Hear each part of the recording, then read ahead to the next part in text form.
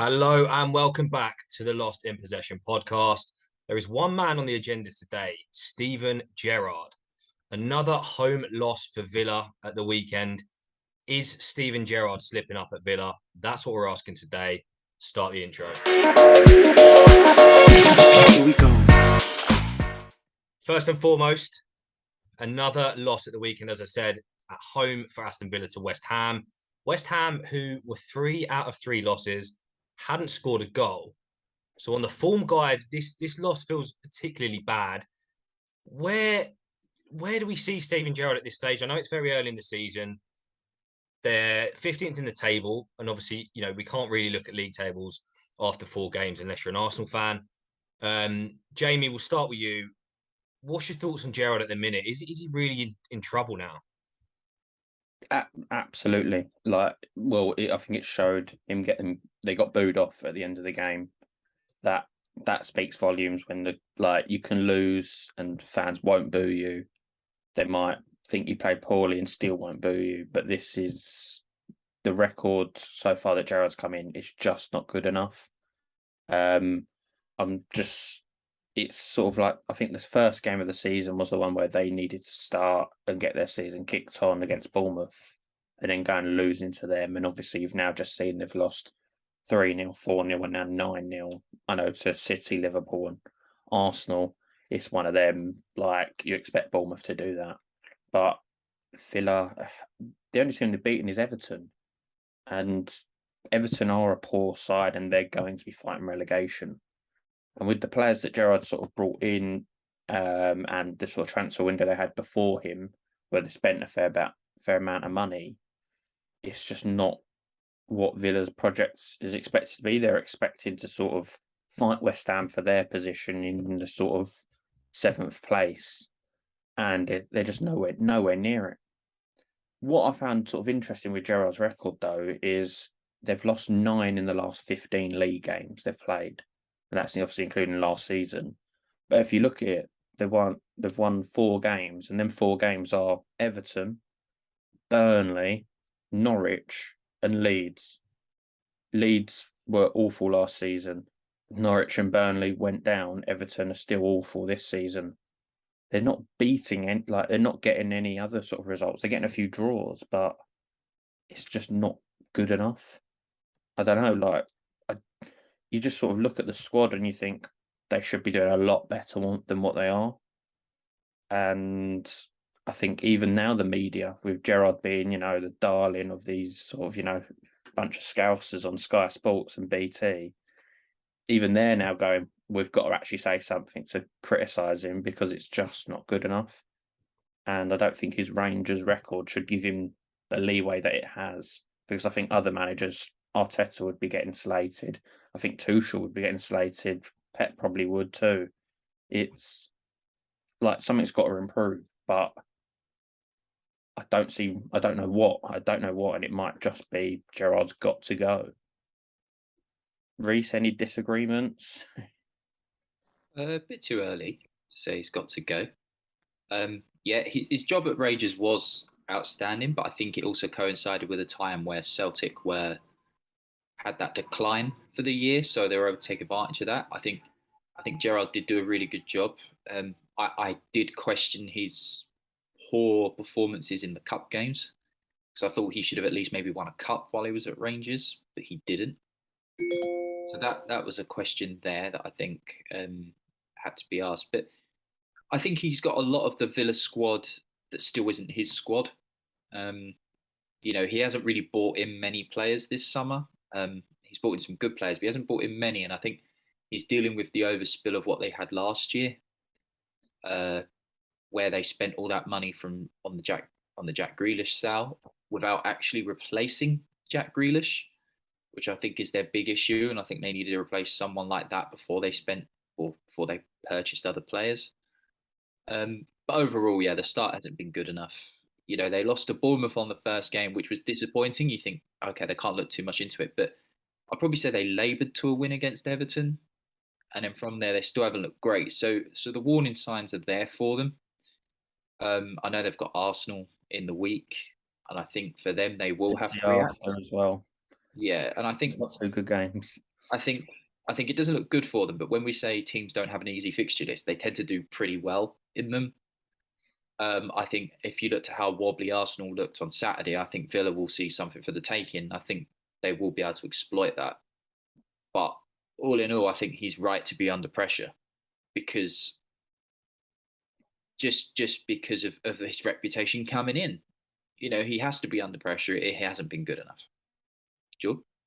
Yeah, similar thoughts. I think again, it's more just looking at the fixtures so far. We've said it: Bournemouth, Everton, Palace, and West Ham.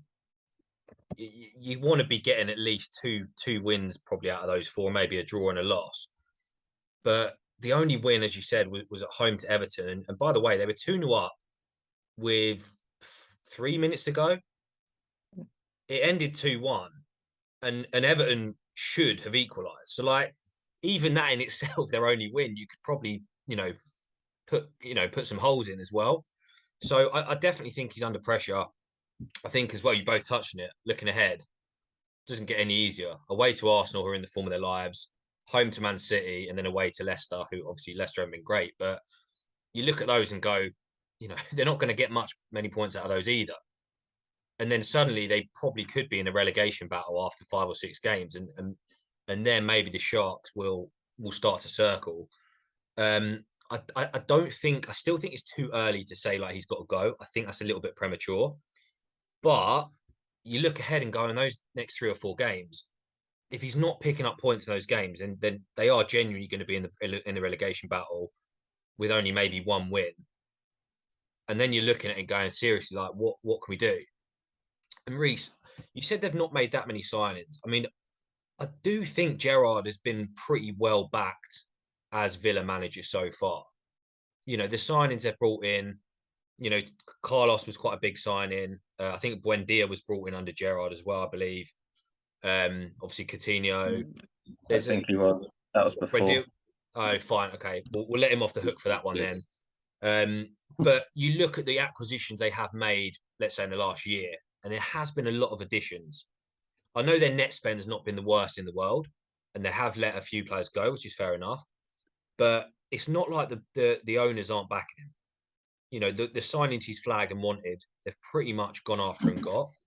I don't know if you guys can think of anywhere, high profile they've been linked with that Gerrard wants and they haven't got. I can't think of any off the top of my head.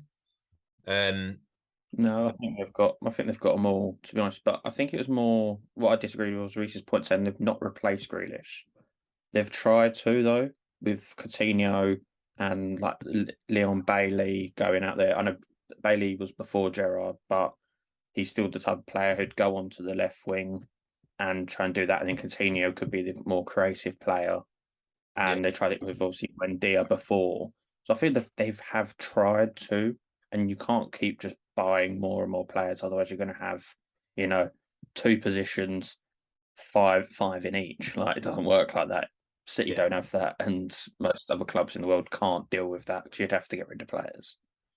It's just No, I was just going to say you touched on the Rangers point, kind of buying him time. Now, what he did at Rangers, obviously, to win them and get them back to winning the league, was phenomenal. But to play devil's advocate, since he's left Rangers, I know obviously Celtic won the league last year.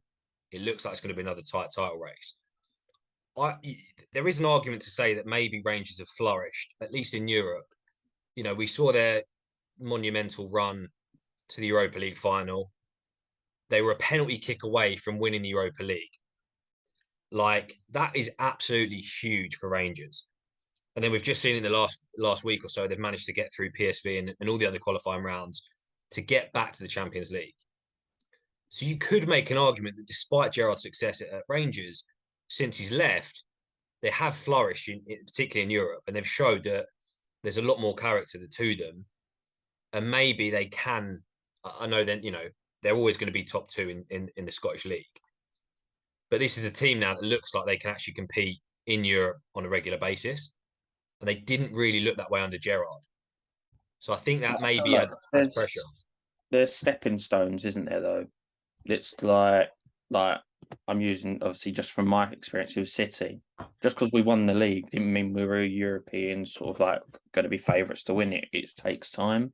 So I feel like they've built on what Gerrard's done there. So I feel like to slightly discredit thing, I think wouldn't be right to say what he's done at Rangers because they've had to go and win the league. Then they're going, right, now we can progress in Europe. Obviously, I think at the time when Gerrard was there, winning that league was the big one because did it stop Celtic doing 10 in a row? I think it might have been. Yeah, it did. Yeah, like stopping the 10 in a row because Rangers wouldn't have heard the end of it. So that was a big one. I think that was bigger than them getting to the final in Europa. In sort of like in their context. He Like still if had a good Europa League run as well, though, the season before. You know, that they did quite well. So it wasn't a complete flop on that standpoint. So I do think it was a bit of a weird Europa League season. Obviously, you normally get sort of like you can normally get a club that's sort of, I don't know how to put it, but you've had like Chelsea in the final, Arsenal in the final, you've had United in the final. The only team that was sort of close to there was Barcelona, but they're in a bit of disarray still. And then Frankfurt comfortably took over the new camp in more ways than one. So I feel like you are sort of, I think, discrediting the way he did handle Rangers, but it's easier when I don't know if it's easier, but when you've got only the top two teams in that league, it's probably easier than when you're fighting a game that you could lose every week in the Premier League because no one's a proper walkover, apart from Liverpool and Bournemouth on the weekend. What about the Tyrone Mings situation though? He's taken the captaincy off him. I don't know who he's actually giving it to. Is it McGinn? That'd be my logical sort of guess. Narmadin's got it. I've not seen much on that story. I don't know what. I still don't know what's gone on. So I feel like his form has dropped. Like I think it has in sort of it. Weirdly, I'd say it's actually since he got into the England squad. He's not an England team, but since he got into the England squad, his form has dipped. And I don't know whether it's sort of, he's thinking he's nearly made it and you get a bit complacent. Like, to be fair, I always I don't like when City players go international because they normally come back a little bit of a different player because, they've been overhyped in some sort of way. So I don't know if it could be the same. I could be completely wrong with that, but there's something gone on there as well because they've also brought in Carlos to be centre half, so it's more pressure on him. So it's taken the captaincy off him, and now I don't think he is in the starting 11. So it's sort of weird when your captain's just gone straight out of it, and it's happening at United with Maguire as well. Like, is it? I think that's more form though. Like with Maguire, it feels like more consistent form over a long period. I don't personally think Mings has been in that bad form. Maybe Villa fans will disagree, but for me, it feels like something's gone on behind closed doors. Like Aubameyang, obviously we've seen on the documentary All or Nothing. Aubameyang, there was issues, and then Arteta made the decision to take it off him, and that made sense. The Maguire one feels like, Maguire in a United shirt has not been good enough for probably 6 months, so it's more extended. I don't think Mings has been that bad for that long, personally. I still rate him, but for me, it screams like some personal backdoor sort of issues, I think. Yeah, obviously Gerrard's made sort of comments when he's been asked about him because obviously Mings being out the squad as well is more. They've asked him, is it his reaction to? So I don't think he's actually taken not being captain well either. Yeah. So it's sort of things like this though. Is it to do with his man management? Is he right to drop Mings from captaincy? Like that's something I'd quite like to hear some Villa fans give us sort of their comments on it because you see it every week rather than us who sees it on occasion. But is it his man management skills or is it just Mings wasn't good enough? Yeah, something's happened, I think, behind the scenes because normally you would maybe just drop your captain to the bench instead of stripping him completely. Yeah. So there must be some sort. Well, there could be some disciplinary issues there. That I think is the big thing. He told him to look him in the eye, for example. So to me, that shows there's something. And it's a strange situation because if Mings is an influential figure in the dressing room, then he could turn people against Gerrard. But Gerrard still has to stand his authority, and I think if Mings wants to prove him wrong, he's got to perform. He will play because I don't think there's many options at the back there at the moment for Villa, especially with Carlos injured. But he's got to prove people wrong. I think giving it to McGinn. I know I called him Niall McGinn, but it's actually John McGinn. I don't know where Niall come from. I think I did think that, but I wasn't confident. He's another player at Hibs. I think that's where it's come from. But McGinn seems like a good fit, and I think he seems to be quite a popular figure, so that makes sense. But I think it's up to Mings to try and prove Gerrard wrong. If there's been disciplinary issues, then don't do them. If there's been poor form, try and perform. Show that they're wrong. I think that's one of the big things.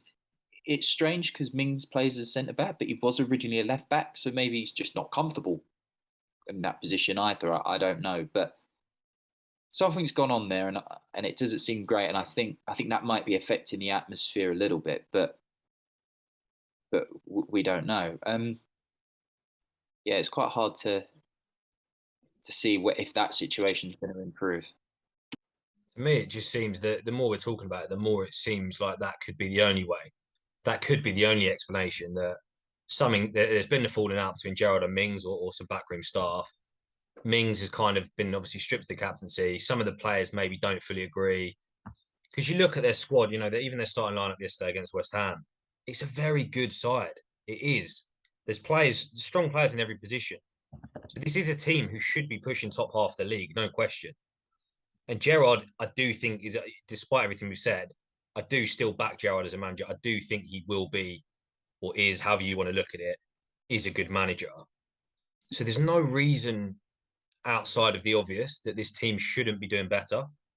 Yeah, it could be teething problems. I think they've got a lot of players in one position. You've got Buendia and all that. I think got a lot of attacking midfielders, but I don't think. I know you mentioned that they've tried to replace Grealish, but they haven't gone for that out and out left winger. I thought they'd have been ambitious and probably gone for someone like James Maddison or Nkunku at Leipzig. They would have certainly gone, I think, because they would have been able to stump up the cash. But I think it's very easy to just go and buy a load of players in different positions, and I think he's trying to address that because I don't think a lot of those players are Gerrard type of players. But I'm surprised he never bought anybody with him from Rangers. I know it's a different step up, but I thought maybe Taverner would have maybe helped fill the left back position for a while and help with the leadership side of things. I mean, what do you think of that? Do you think he could have done something like that, or do you think he still needs to bring in more of his players, or is it just he's got to work with what he's got? Or Tavernier, 100%. He's been I know some will say, oh, it's just the Scottish League, but he's been a phenomenal wing back, very, very attacking. He gets more goals than strikers in some cases, and he's a leader. I think that obviously they've got, Matty Cash now, another good right wing back. Don't get me wrong, less of a leader. So I think that personally would have been a great signing for him. And maybe there's still time. I don't know, but yeah, maybe more leaders. I think you're right with that he's a good player, but cash was already there, so it's not as if they've gone out and bought someone else. They obviously bought Digne for it, who can be a very good left back, but can also be an awful left back. And that's the problem with him. He's had a terrible start, hasn't he? Own goal, handball. Well, you know about that in fantasy, don't you? That's why you're mentioning it. It's been a disaster for him, and you would have. I was never Digne's biggest fan, but I would have thought that he would have done the job for Villa. I think Everton have happily taken the cash there. I do feel like you're right in why has he not brought players in from Rangers? Because most managers will do that because they want a few players around him who they're comfortable with. I know he's got Coutinho, and that's obviously not from Rangers, but he's comfortable with him from knowing him. But if you look at Ten Hag, he's trying to bring in players that he knows. Pep did that with, sort of, say, when he brought in Bravo. you need a few players that you're comfortable in, because you don't want a whole 15, 20 man squad that you just don't know any of them, and you've and got they're going to support you as well. Yeah, exactly. I know. Like, for example, Pep Klopp didn't really bring in anybody from his Dortmund team, probably because, as you've seen, the German league, they don't tend to work very well here. But I think I would have thought someone like Taverner and maybe, even as a backup keeper, their keeper McGregor, maybe just a couple of players who know Gerrard and will support him. He gets those two people on his side. They'll probably get McGinn on his side because of the Scottish connection there. It helps bring that balance, I think. And I think I'm a bit surprised he didn't go for one or two, because it wouldn't have been expensive either. No. So it is a strange one for him. And so, taking away the Villa situation, if he goes and gets sacked in, let's say in a month's time, will that stop him getting the Liverpool job? Because let's be honest, he wants a Liverpool job one day. I don't want to be disrespectful to Villa, but that's clearly what he'd want. After maybe Klopp goes, after maybe someone else. Does it stop him if he gets sacked from the Villa job? Because it's the opposite to what Lampard's done. Lampard's taken the job at Chelsea, got sacked, and now he can go somewhere else. I think it's going to go either two ways. I think he will get the Liverpool job eventually, but I think it's going to be either, if he does get sacked, he does well at another club. I think someone like Wolves or someone like that might be good for him. I don't know. I suppose he's not Portuguese, so he probably won't. Maybe I can see it as well. Maybe he loses his job somewhere, whether it's this year, next year, whatever, and then Klopp goes, and he comes to fill in an interim basis, and he does a good job from that, and that gives him the job from there. I can still see him going to Liverpool. There's clear faith that they want him to be a Liverpool manager. There is clear faith in him, but it can't happen for a couple of years yet. So I would argue that he's probably got to try and get something right pretty quick. But this could be a learning curve. Maybe he needs the learning curve before he goes on to another club. Yeah, I'd agree. I think it does impact his chances, or at least it will make the Liverpool board think twice. Because if you can't cut it in the Prem, you could, especially when you've got a good team. If he, again, we always make the comparison with Lampard, as it always will be. His transfer window at Everton, they've sold their best player. They've not really brought much in. I feel like that would be a bit more defensible than where Gerrard, he's got a very good squad and he's had a bit of backing from the board. So it makes it adds a little bit more pressure. I do agree with you, Reece. Let's assume the worst case, that he does get sacked from Villa in the next couple of months. Liverpool certainly won't be in a rush to sign him up there and then, but the next job will then be massively influential. If he then goes to another job, it doesn't work out, Liverpool would then at that point probably have second thoughts and go, is it worth it? But ultimately, I do still think, regardless, he will one day end up as Liverpool boss. Whether he's ready or whether he's not, I do think the fans, the pressure, everything, they will want it. But as a personal warning to Liverpool fans, it doesn't always work out as you expect. I was living the dream with Lampard, and first sign of danger, he gets sacked. I think I said to you boys at the day, I was so angry that day we sacked Lampard. I would have burnt my Chelsea shirt or something ridiculous. But actually, although that was awful, Tuchel coming in, winning the Champions League in 6 months, actually proved that the hard decision at the time was right. So yeah, a warning to Liverpool fans. Maybe it's not all. I don't know. Maybe it's not destined to work out just as the way you want it. But time will tell, and we'll see on the next fixtures. Hopefully, Villa can. Hopefully, this video can become irrelevant, and they'll just nick a win at Arsenal, ruin the Arsenal title charge, and everyone will be happy.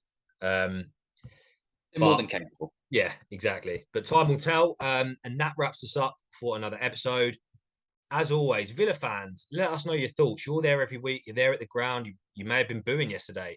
Let us know your thoughts in the comments. Follow us on Insta as well for regular engagement. As always, like, comment, and subscribe. You know the drill. Here we go.